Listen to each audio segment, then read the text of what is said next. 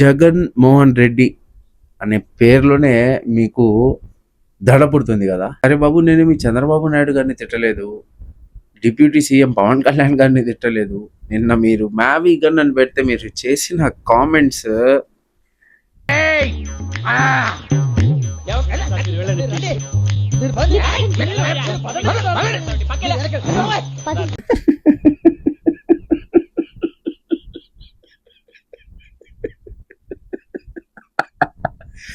ఇలాగే ఉన్నాయి.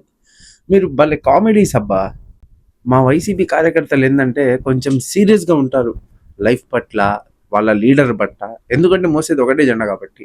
మీ పరిస్థితి ఏమవుతుందంటే, అమ్మ నా బూతులు తిడుతున్నారు. ఒకటే చెప్తున్నా,